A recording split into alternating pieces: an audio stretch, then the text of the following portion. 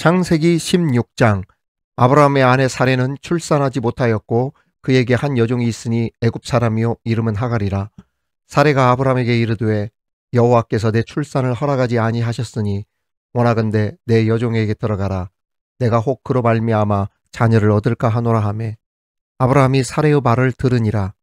아브라함의 아내 사레가 그 여종 애굽 사람 하갈을 데려다가 그 남편 아브라함에게 첩으로 준 때는 아브라함이 가나안 땅에 거주한 지 10년 후였더라.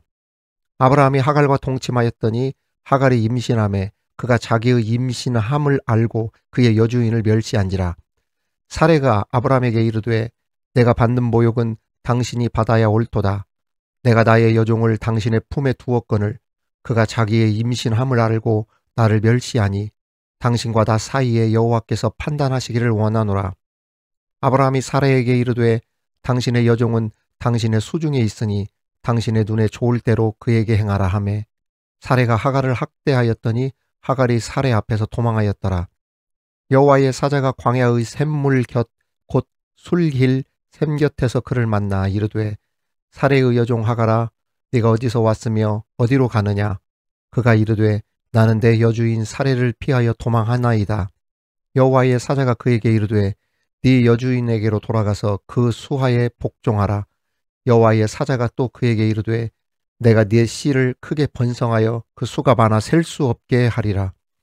여호와의 사자가 또 그에게 이르되 네가 임신하였은즉 아들을 낳으리니 그 이름을 이스마엘이라 하라.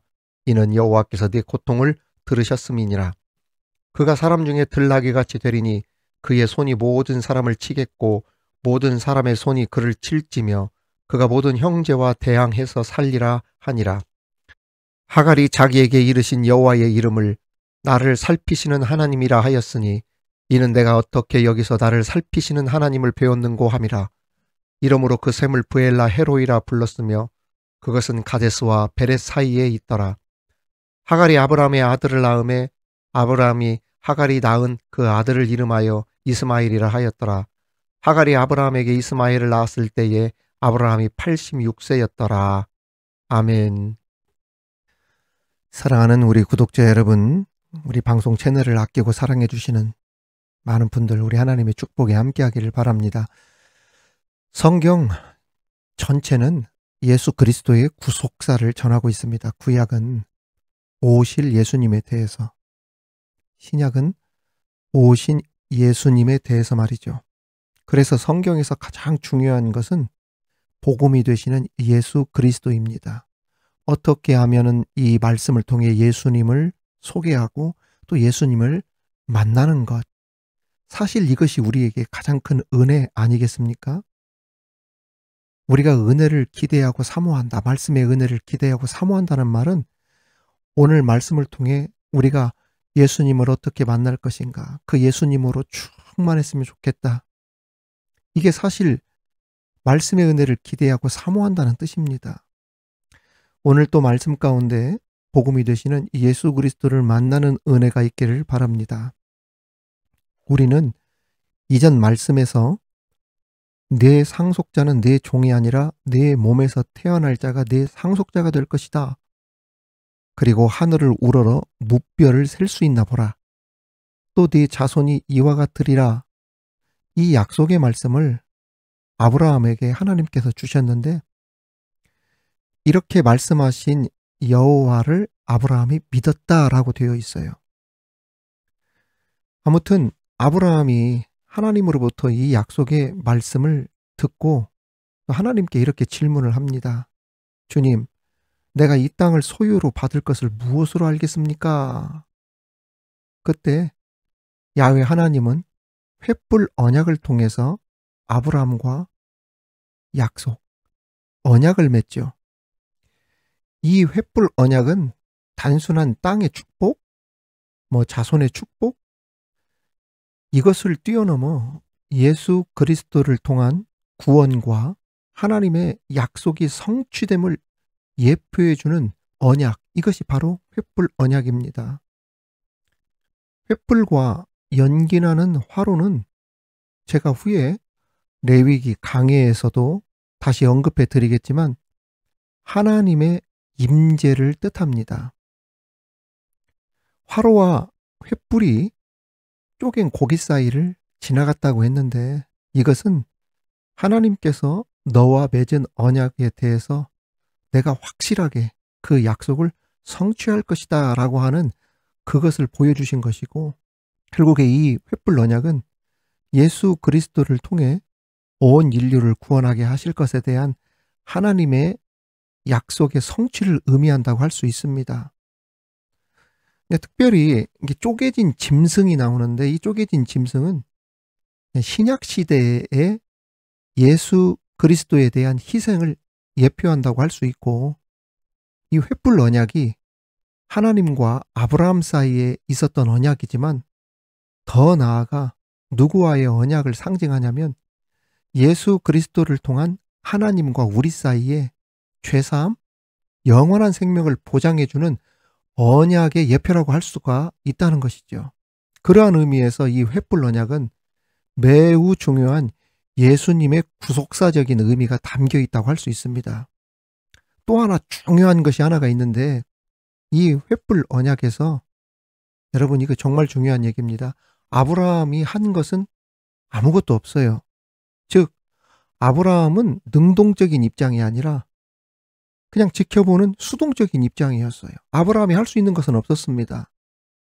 이 언약은 다시 말하면 하나님의 전적인 은혜로 맺어진 언약이라는 이야기예요. 아브라함은 단지 무엇만 하면 되었다, 믿음으로 받아들이면 되었단 말입니다. 하나님께서 하시겠다, 성취시키겠다 하면 끝까지 믿고 나가기만 하면 되었는데, 그런데 오늘 16장에서 아브라함은 횃불 언약을 인간의 의지로 실행하려고 하는 무모한 행동을 보이게 됩니다. 믿음을 가졌음에도 불구하고 시간이 흐르고 나이가 먹고 많이 늙어가자 조급한 마음이 들기 시작했던 것입니다. 그래서 하나님의 말씀을 믿으면서도 인간적인 방법을 찾게 된 것이죠. 종에게서 상속자가 안 나온다고 하나님이 분명히 말씀을 하셨고 나에게서 나온다고 했는데, 그런데 현실을 보니까 이게 말이 안 되는 거예요. 아내가 늙어서 경수도 끊어져 버렸어요. 그러면 그 종에게서 상속자가 안 나오면 분명히 나에게서 나오는데 아내는 경수가 끊어졌으니 그럼 젊은 여종을 택하자. 그래서 대를 잇자. 이런 생각을 하게 된 것입니다.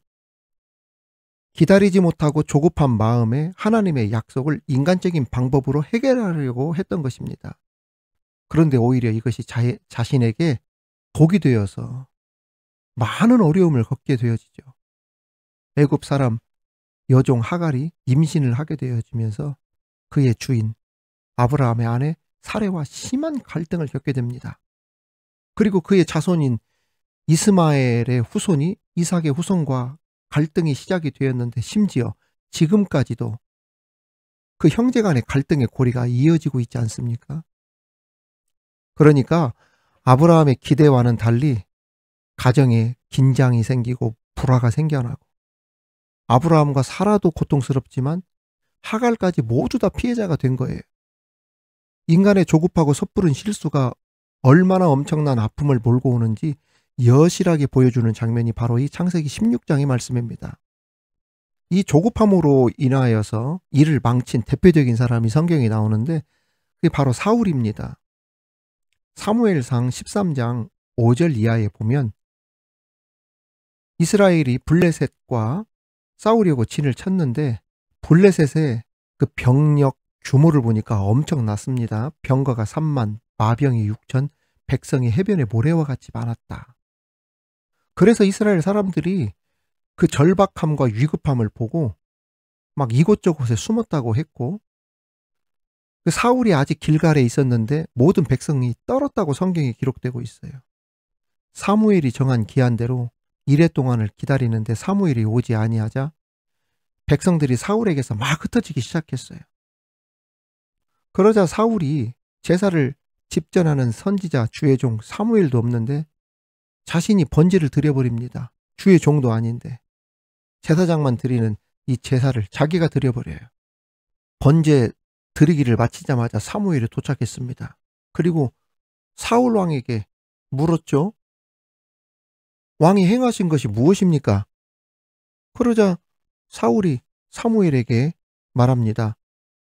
백성은 흩어지고 사무엘 당신은 오시지도 않고 블레셋은 코앞에 있고 그래서 부득이하게 번제를 드렸습니다. 이때 사무엘이 사울에게 아주 준엄하게 꾸짖습니다. 왕이 망령되이 행하였습니다. 하나님 여호와께서 명하시지도 않은 것을 당신이 지키면 어떻게 합니까? 지금은 왕의 나라가 길지 못할 것입니다. 다른 지도자를 세우셨습니다. 하나님 앞에 제사를 드리는 것은 선지자, 주의 종이 와서 드려야 되는데 조급함 때문에 기다리지 못하고 하지 말아야 될 제사 집전을 자기가 나서서, 선지자도 주의 종도 아닌데 그 제사 집전을 해버렸잖아요. 그래서 선지자 사무엘에게 엄청 호통을 받게 되었습니다. 마찬가지로 아브라함의 조급함으로 인해서 가정의 갈등과 고통이 더 크게 가중이 되었던 것이죠. 이것은 오늘날 가정에서도 마찬가지입니다. 보통 어디에서 서로 의견 충돌이 생기고 말다툼이 생깁니까? 조급함 때문에 서두르는 데서 비롯되는 경우가 많습니다. 교회도 그렇죠. 어떤 일처리가 있을 때 기다려 줄 줄도 알고 기도하면서 하나님의 뜻을 묻는 것이 중요하다는 것이죠. 어떤 큰 문제가 생겼어요. 그럴 때 아쉬운 탄식 소리를 내는 것 중에 하나가 뭐냐? 왜 이렇게 일을 빨리 처리했느냐? 응? 그래서 이렇게 교회에 큰 그 어려움을 가져오느냐? 기다려 줄 줄도 알고 하나님의 뜻을 물을 수 있는 어떤 시간적인 여유도 있어야지. 그렇게 막 몰아붙여서 일을 처리하는 경우가 어디 있느냐? 도대체 이 교회 문제를 어떻게 너희들 처리하려고 하느냐? 이러한 이야기를 듣는 경우들이 있다는 이야기입니다. 사라처럼 해결해서는 안 된다는 이야기예요. 응? 우리가 이렇게도 안 되면 하갈이라도 들여서 씨바지로 이용하자는 식.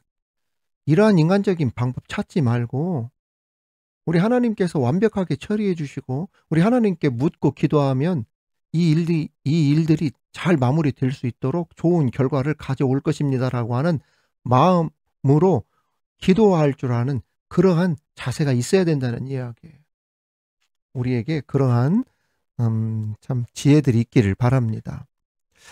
본장에서 또 하나 살펴볼 내용은 여호와 하나님은 이스라엘의 하나님뿐 아니라 모든 민족의 주인이시고 아버지이심을 알 수가 있습니다. 하나님을 통해서 모든 인류가 나왔잖아요. 모든 인류가 하나님으로부터 시작이 됐지 않습니까?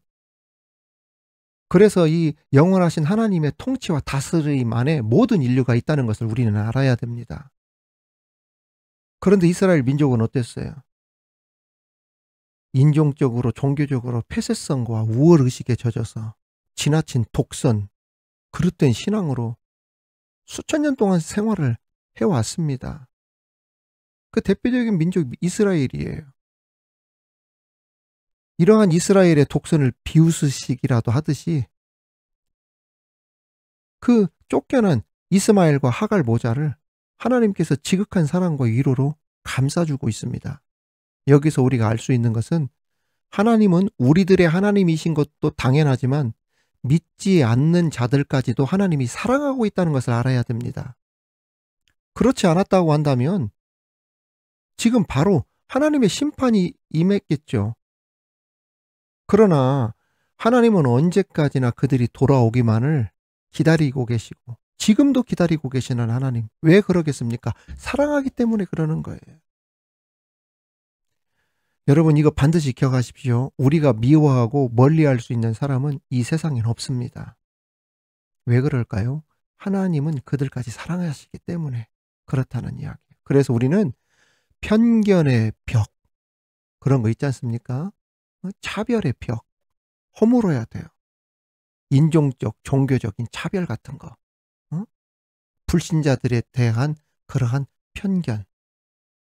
이런 생각을 절대로 가져서는 안 돼. 우리 하나님은 우리도 당연히 사랑하시지만 그들도 사랑하고 계신 하나님이다. 이러한 마음을 가지고 우리가 넓은 마음으로 포용력, 관용 이러한 자세를 가지고 우리 성도들이 살아야 된다는 것. 그러한 우리 성도들이 되기를 바랍니다. 마지막으로는 우리 브엘라 헤로이라고 하는 지명에 대해서 우리가 한번 생각해 보자는 겁니다.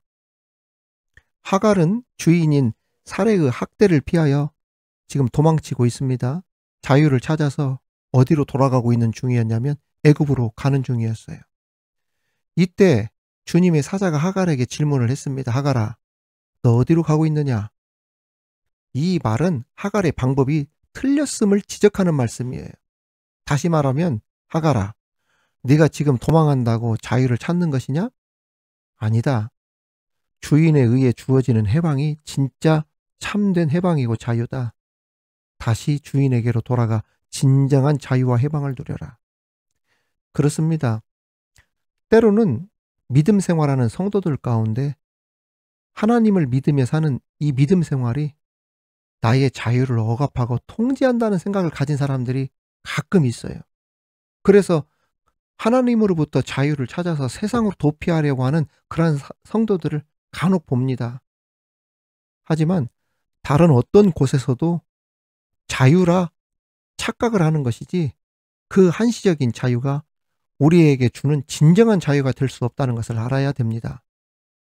제가 몇 주 전에도 말씀을 드린 적이 있지만 주인의 손에서 목줄이 풀려 다니던 그 개가 잠시 잠깐의 자유는 있었지만 주인의 손을 벗어나 지 마음대로 다니다가 대로변 횡단보도의 차에 치여 다리가 부러지는 중상을 입고 사라졌을 때 저는 그것을 보면서 무슨 생각을 했냐면 주인의 품에 있는 것이 구속이고 불편한 것이고 부담이 아니라 오히려 주인의 손에 붙들려 있는 것이 참 행복이자 평안이고 자유라는 것. 그렇습니다. 정말 우리가 주님 안에 있다고 하는 것이 정말 우리 인생에 얼마나 큰 자유와 평안인지 그것을 날마다 누리며 살아가는 저와 여러분이 되기를 간절히 바랍니다. 특별히 저는 브엘라 헤로이 우물을 보면서 예수님을 생각해 보았습니다. 그 하나님을 보고 새 생명을 얻은 그 하갈의 그 모습이 오늘 나의 모습, 우리의 모습이 될 수도 있고 더 나아가 영적으로 수많은 죽어가는 영혼들을 연상하게 한다는 것이죠. 이 브엘라 헤로이의 이 우물이 예수님 같다는 생각을 했어요. 요한복음 4장 14절에 보면 내가 주는 물을 마시는 자는 영원히 목마르지 아니하리니 내가 주는 물은 그 속에서 영생하도록 솟아나는 샘물이 되리라. 브엘라 헤로이에서 하갈이 하나님을 만남으로 살아났던 것처럼 예수님을 만남으로 새 생명을 얻고 새 힘과 용기를 얻어 하나님을 찬양하는 구원의 역사를 체험하는 우리 모든 구독자들과 우리 성도들이 되시기를 주님의 이름으로 축원합니다. 하나님 아버지 감사합니다. 횃불 언약 속에 담겨진 예수 그리스도의 그 구원의 은혜들 가슴에 새기며 아버지 하나님 아브라함의 조급함이 아니라 끝까지 그 약속을 성취해 나가는 하나님을 믿음으로 승리하는 우리들이 되게 하여 주시옵소서. 브엘라 헤로이에서 죽어가던 하갈이 살아났던 것처럼 영원히 목마르지 아니하리라 라고 하시는 영생하도록 솟아나는 샘물이 되시는 그 예수님을 만남으로 날마다 새 힘과 용기를 얻어 하나님을 찬양하는 삶을 살아가는 우리 모든 성도들이 되게 하여 주시옵소서. 예수님 이름으로 기도하옵나이다. 아멘.